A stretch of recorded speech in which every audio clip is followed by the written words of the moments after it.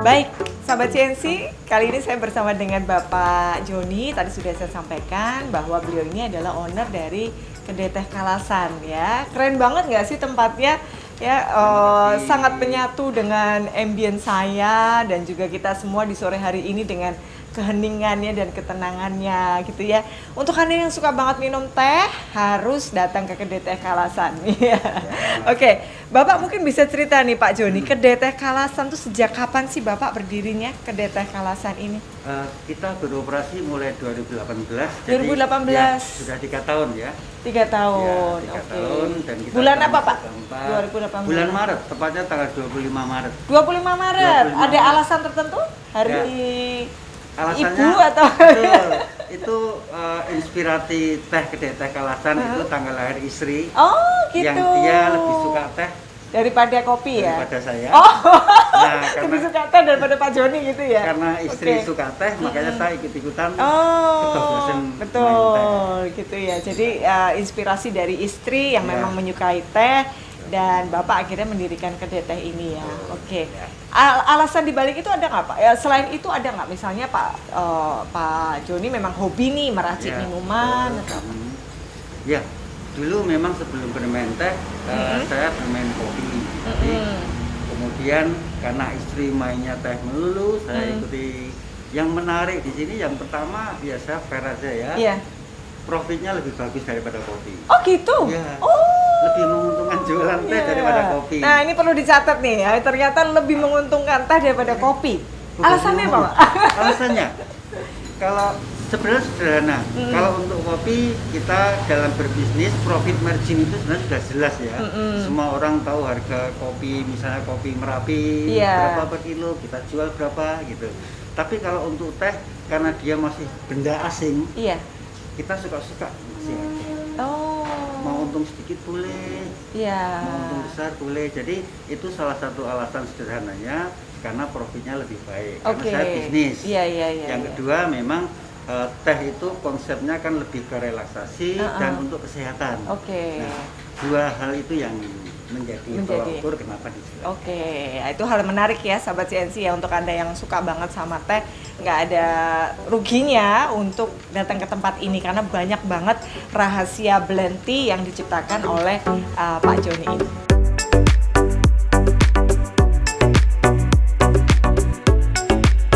Nah Pak Joni, kalau saya minum teh itu kan cenderung ya cuma minum teh gitu ya karena saya sambil kerja, sambil mengerjakan paper, proposal dan lain-lain. Nah sebetulnya tipe peminum teh itu tuh ada macamnya nggak sih Pak Joni? Ada, ya betul. Jadi secara singkat ya saya jelaskan kita mengelompokkan jadi 3. Yang pertama itu peminum teh. Peminum teh itu memang dia kebutuhan cairan tubuh. Misalnya habis olahraga, lari-lari minumnya teh botol dingin. Kemudian ketika dia lagi makan di warung Padang, Iya. suguhannya juga minum tehnya teh biasanya teh hitam yang tawar itu. Iya.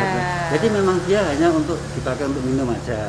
Nah yang kedua ini dia biasanya specialty, masuk kategori ke penikmat teh. Jadi dia minum bukan untuk kebutuhan cairan tubuh karena haus, tapi memang dia mau menikmati benar-benar teh itu.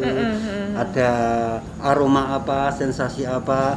Nah, itu yang kedua. Oke. Jadi dia Jadi memang tadi yang pertama adalah peminum teh, betul. Ya, terus yang kedua penikmat teh. yang ketiga Yang ketiga pemanfaat teh. pemanfaat teh. Ya, Oh, jadi oke. dia minum teh itu karena manfaat tehnya. Oh.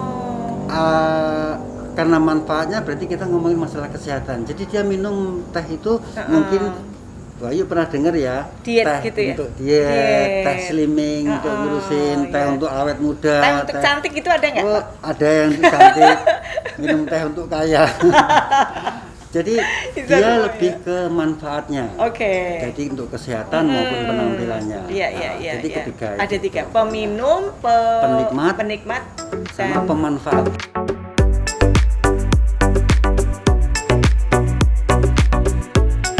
Nah, Pak Joni mau tahu Bapak belajar bisa membuat teh dengan segala macam kreativitas, ada apa tadi tong lemon, kemudian ada Coklat coklat, ya. dan idola saya itu adalah apple cinnamon. Itu luar biasa, maknyus ya, pokoknya enak banget, harus kerasain tuh kayak apa. Betul, Nah ya. Pak Joni belajarnya dari mana Pak? Iya, saya sampai hari ini masih belajar ke para pendekar yang sebenarnya itu tadi. Iya. Jadi orang yang pertama saya belajar itu tentu saja Pak Bambang Lari Solo. Kemudian ada Bu Ratna. Bu Ratna adalah Ketua Asosiasi Specialty Indonesia. Ya, terus kemudian juga ketika saya belajar branding, saya harus tahu tentang single origin. Nah, ada Pak Galung, ada Oke, Pak oke, oke. Anton, banyak Iya, sekali. iya, iya. Yang saya banyak belajar tentang teh pada umumnya. Kemudian ada Pak Omar Sareh, Pak Gunawan, yang kebanyakan memang beliau ada di Jakarta, tidak di Jogja. Iya, iya, iya. Nah, ada Pak Wijaya. Saya kepada mereka lah saya sejak tahun 2010 itu belajar teh, dan sampai hari ini saya masih belajar ke mereka. Oke, iya, iya, iya. Jadi apa namanya, mengucap syukur di mana kita bisa belajar dari Betul. beliau-beliau ya Pak ya. Nah tadi Bapak cerita origin apa Single branding. origin. Nah itu mungkin bisa cerita Pak. Dari situ kenapa kok harus ada single origin kaitannya dengan branding tea itu? Ya, betul. Nah, seperti teh Butong ini kan teh single origin, teh hitam. Nah, Indonesia kebetulan memang sekarang mulai bangkit teh Indonesia yang single origin tapi specialty. Yang tadi saya bilang ada teh hitam, kemudian ada teh hijau, oolong, dan itu semuanya produksi hasil kebun Indonesia. Iya. Nah, seperti kabar bagus tadi, kalau di PTPN 4 segera melaunching teh putih, Teh itu putih. luar biasa sekali. Iya, insya Allah Nah. dalam waktu dekat ya Pak ya. Ya, itu selain dia diminum sebagai single origin, diminum seperti itu apa adanya, dia juga bisa dijadikan untuk basic blending. Oke, basic blending. Basic Ya. blending. Nah, ini yang menarik nih sahabat CNC, sahabat T, sahabat PTPN 4 T semuanya ya, bahwa nanti Pak Joni juga akan ngasih tahu nih untuk kita tips and trick beberapa membuat teh yang bisa dipraktekkan di rumah. Ya, Itu ya, karena kan kayaknya kalau kita buat teh tuh ya udah teh dicelup atau diseduk wes gitu ya udah, tapi ternyata ada yang lebih daripada itu gitu. Jadi saksikan yang berikut ini karena Pak Joni akan sharing dengan kita semua tips and trick membuat teh.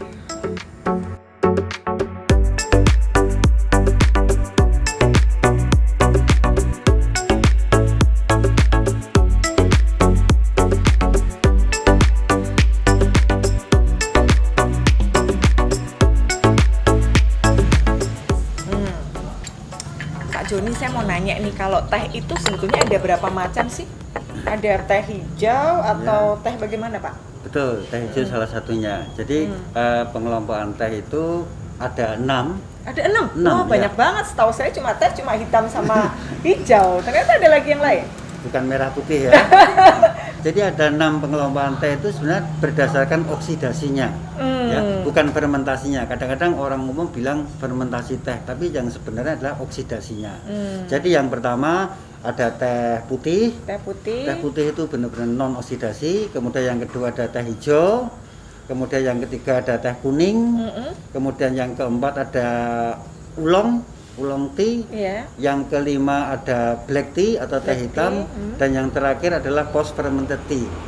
Jadi ini salah satunya teh puer yang difermentasi itu. Teh apa Pak? Puer. Puor. Puor, ya, itu itu ada yang- di Indonesia atau? Ada di Indonesia hanya produksi Cina. Oh gitu. Ya, itu Iya, salah iya, satu iya. teh langka. Kita juga punya teh puer yang sudah 12 tahun. Nah, jadi 6 kelompok teh ini yang membedakan hanya di oksidasinya. Ya, proses pasca panennya. Jadi oksidasi itu sebenarnya secara sederhananya adalah daun teh yang setelah dipetik itu akan terpapar dengan udara atau O2 sehingga terjadi proses oksidasi di daun Iya. itu. Makanya teh putih itu non oksidasi, memang sama sekali tidak terkena oksidasi. Kemudian teh hijau dia maksimal 3%. Nah, untuk membedakan yang paling jelas adalah teh hitam. Teh hitam itu kenapa dikatakan full oksidasi? Iya. Itu dia prosesnya pakai dijemur juga, pakai kena udara bebas sehingga Iya, iya, benar-benar teroksidasi. Iya, Nah, iya. nanti pengaruhnya salah satunya di enzimnya. Itu yang membedakan rasanya nanti. Yang bedakan. Ya, Iya, membedakan iya, rasanya. oke. Nah, kembali ke si tong apa tadi? Tong lemon. Tong lemon. Tong lemon Tong ini lemon, tadi ya. ya. Ini teh hitam atau bagaimana Pak produk dari PTPN 4 ini? Ya, Teh ini Butong teh ini teh hitam. Jadi full oksidasi. Jadi memang teh itu memang dibuat setelah panen, diproses dengan oksidasi 100%. Iya. Nah, hanya karena dia masalah geografis dan perawatan sehingga ada karakter-karakter seperti lemon yang dia muncul, yang itu belum tentu ada di Teh yang lain. teh-teh gitu? yang lain walaupun sama-sama teh hitam. Padahal pada saat penanamannya nggak dicampur sama lemon Sama gitu ya, lemon Pak? enggak. Iya, tapi Nanti rasanya tombok kayak nanti. Iya. tapi rasanya kayak ada lemonnya Iya, gitu ya, kayak Pak. ada Ya. Jadi lemonnya. ini yang tadi ya. Iya, Tong ini tong hitam. lemon. Oke, gitu ya, Pak ya. Jadi karena tadi faktor geografi itu menentukan juga Ya, dari faktor- penanamannya. Ya, salah satunya faktor geografis, cloning jenis tehnya, clone mana, kemudian yang penting perawatan dan pasca panennya itu. Oke, Ya, iya. betul. Kalau di Indonesia sendiri, Pak, Hah? tadi kan ada 6 macam itu ya. Yang Betul. paling banyak itu tipe teh yang seperti apa, Pak? Kalau di Indonesia sekarang sudah banyak sekali, ada mulai dari teh putih, kemudian teh putih mulai populer akhir-akhir ini ya. Oh gitu. Dan sekarang itu, sorry Pak, saya Ya. cut. Manfaatnya apa sih teh putih itu? Apa memutihkan? Memutihkan. Memutihkan kulit gitu atau Iya, gimana? nanti takutnya kalau diminum biar kulitnya putih gitu ya. Jadi teh itu karena dia istilahnya tanpa oksidasi, jadi kandungan antioksidannya paling banyak di dalam teh putih. Kandungan antioksidan. Wah, itu Antioksidannya. sangat dicari oleh Betul. perempuan-perempuan berusia 40 tahun Ya. ke atas. Itu, antioksidan. Betul. Nah, fungsinya kan nanti Iya, hubungannya betul. sama tumor, Betul, kanker, iya, gitu iya, ya, untuk radikal kesehatan. bebas gitu. Memang untuk kesehatan, Revitalizing. revitalising Iya. ini itu teh putih memang paling bagus untuk kesehatan. Iya, Walaupun secara rasa mungkin dia sangat soft, light sekali, manis gitu. Iya. Nah, kalau teh Bagutong ini memang di Sumatera sangat populer dengan teh-teh hitam yang berkualitas seperti yang di Simalungun ini kan Oke, ya. ya ini dari Nah, Simalungun. Ini teh kemudian Bagutong dari yang Simalungun. Jawa Barat ada populer sendiri. dengan teh hijau. Oh. Ya, teh hijaunya bagus-bagus yang di Kalau Jawa di Barat. Jawa Tengah apa, Pak? Jawa Tengah lebih terkenal dengan ada perkebunan di daerah Subang, ada Kemuning, ada Kulon Progo juga ada. Itu ada teh hijau melati sama teh sangrai yang terkenal di Oh, sini. teh hijau melati ya? Iya, teh hijau Oke, melati. Iya, iya. Teh hijau melati. Kalau teh sangrai tadi apa, Pak? Maksudnya? Teh sangrai itu sebenarnya teh hijau yang proses pengeringannya di sangrai. Jadi lebih Kalau ke- biasanya cuma dijemur gitu Ya, atau ada yang kalau pabrik kan sudah pakai mesin Iya, gitu. ha-ha. Kalau industri dia pakai kayak wajan yang gede tembikar itu disangrai. Wah, Nah, karakternya itu ada rasa sangit seperti hojicha kalau di Jepang. Oh. Ye. Oke. Nah, salah satu. Hojicha itu apa, Pak? Hojicha itu Teh hijau itu? Jepang Teh ya, Jepang ya? yang disangrai. Oke. Ya, yang disangrai. Sehingga Jadi yang karakter- rasa teh yang sering kita minum untuk teh Jepang itu namanya hojicha tadi. Yang hojicha itu yang Jepang. Mm-mm. Kalau yang sangrai itu kayak di Kulon Progo, di Kemuning ada teh sangrai.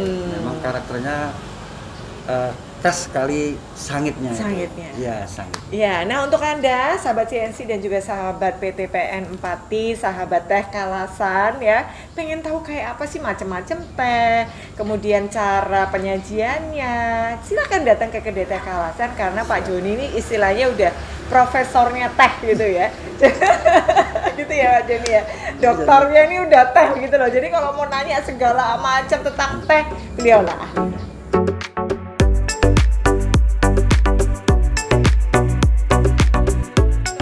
Sahabat CNC, sahabat PTPN Empati dan juga sahabat Teh Kalasan, tadi kita sudah sama-sama simak perbincangan dengan seorang bapak yang luar biasa hebat dengan segala inovasinya terkait dengan blend tea yang tadi ada coklat hazelnut, kemudian ada lemon, dan yang menarik adalah apple cinnamon tea. Wah, penasaran nggak tuh? Saya aja suka banget. Pokoknya kalau saya kesini harus minum apple cinnamon tea.